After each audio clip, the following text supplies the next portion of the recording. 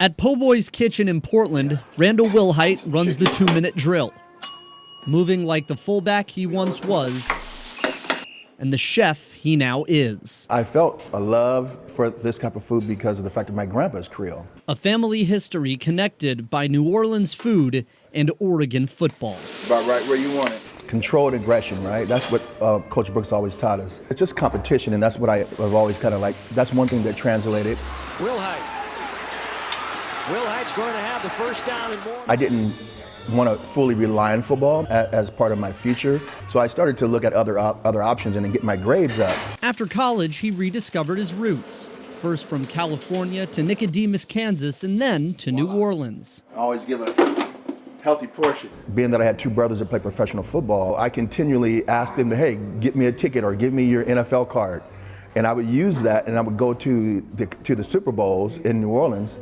But in reality, what I was really doing was getting to know the chefs. So Willhite had the knowledge. Next came the food cart. On day one, we had lines down the street, which eventually became a full restaurant. The first few months, we were packed. You know, it was something that, just like the food cart, we actually instantly had business. To Randall, the food means more. Right about there. The result of a generations-long diaspora from the South to the Northwest. I always had it in the back of my mind that I wanted to learn more about my grandpa.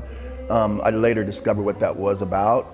Is there something too, or maybe a point of pride for you that in a place like Portland where these kinds of flavors are not a regularity, that you are bringing some of that culture up here? Well, you said it most beautiful.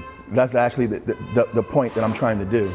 So I realized that it was a great idea to be able to do this in Portland because it would bring those flavors. I was worried that if the town was going to be receptive to it, but I had a feeling that they just would. And so I always want to make sure I present the best food possible because that's something, you know, it's like my family's history. It's kind of the thing that you want to be able to represent.